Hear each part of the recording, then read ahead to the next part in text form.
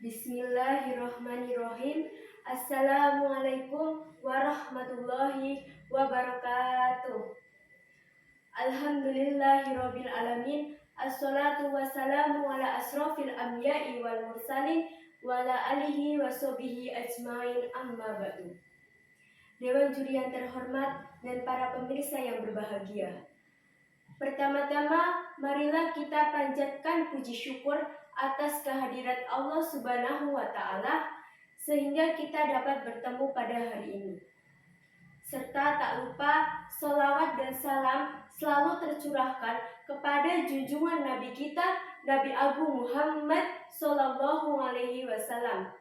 Dan semoga kita menjadi umatnya yang mendapat syafaatnya di yaumul kiamah. Amin amin ya Allah Rabbal Alamin. Dewan juri yang terhormat dan para pemirsa yang berbahagia. Pada kesempatan kali ini, saya akan menyampaikan sedikit tentang adab penuntut ilmu. Berbicara tentang adab penuntut ilmu, saya jadi teringat satu hadis, yakni innamal a'malu biniyatin walikulli imri'in manawa. Yang artinya, sesungguhnya amal itu tergantung niatnya dan seseorang hanya mendapatkan sesuai niatnya. Ketika melakukan sesuatu, sedari awal sudah meniatkan diri dengan teguh, pasti untuk proses yang akan dijalani dan hasil yang akan diterima pasti lebih maksimal. Sama halnya dengan seorang penuntut ilmu. Jika ia serius mengabdikan dirinya untuk menuntut ilmu, pasti akan menghadirkan niat yang tulus dan ikhlas dalam hatinya. Maka, untuk membarengi niat yang tulus dan ikhlas tersebut, seorang penuntut ilmu juga perlu memperhatikan adab-adab dalam menuntut ilmu. Seperti yang dikatakan oleh seorang ulama, Yusuf bin Husain, bahwa bil adabi tafhamul ilmi. Maka dengan adab, kamu jadi lebih mudah memahami ilmu. Sama seperti yang tertulis dalam kitab Taisyirul Holaq yang disusun oleh Hafiz Hasan Al-Masudi. Di situ tertulis beberapa adab-adab dalam menuntut ilmu. Apa sajakah itu? Yang pertama, tarkul ujubi, meninggalkan sifat sombong. Sifat sombong adalah bagian dari penyakit hati. Jadi, ketika hati sudah berpenyakit, maka tidak menutup kemungkinan penyakit-penyakit lain akan tumbuh mengikutinya. Perlu juga kita ketahui bahwa sifat sombong adalah sifat setan yang merupakan musuh nyata bagi manusia.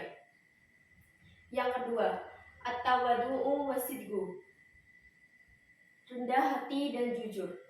Seorang penuntut ilmu perlu sekali menanamkan sifat ini dalam dirinya agar terhindar dari sifat congkak dan lihai berbohong.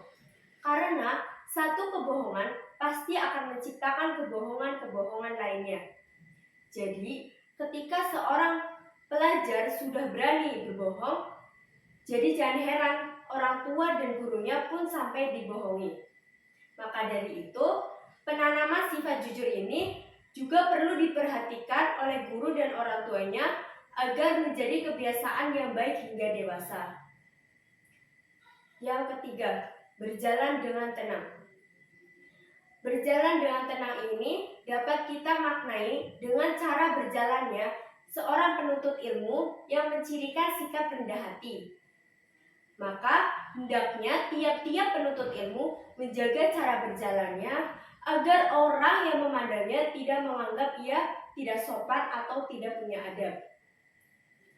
Yang keempat, menjaga pandangan dari hal-hal yang diharamkan.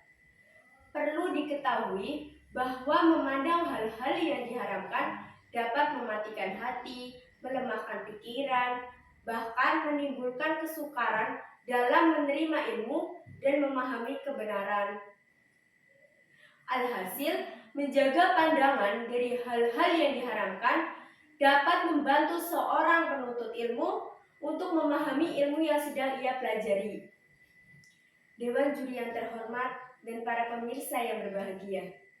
Untuk adab yang terakhir atau yang kelima, yakni bersikap jujur atas ilmu yang dipelajarinya. Nah, ini menjadi salah satu poin penting dalam mengamalkan ilmu. karena sudah kewajiban seorang penuntut ilmu untuk melakukan dan mengamalkan ilmu yang dipelajarinya. Tetapi ada hal yang perlu diperhatikan, yakni bersikap jujur atas ilmu yang telah dipelajarinya. Karena jika seorang penuntut ilmu menyampaikan atau menjawab pertanyaan dari luar ilmu yang sudah ia pelajari, ditakutkan nanti akan terjadi kesalahpahaman dalam penyebaran ilmu kepada orang lain. Dewan juri yang terhormat dan para pemirsa yang berbahagia, mungkin itulah beberapa adab-adab seorang penuntut ilmu yang tertulis dalam kitab Taisyirul Halaq. Semoga kita sebagai seorang pejuang ilmu, sebagai seorang pelajar, dapat mengamalkan adab-adab tersebut dalam diri kita. Amin.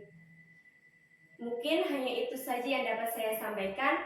Jika ada tutur kata yang kurang berkenan, saya mohon maaf sebesar-besarnya. Wabillahi taufiq wal hidayah. Wassalamualaikum warahmatullahi wabarakatuh.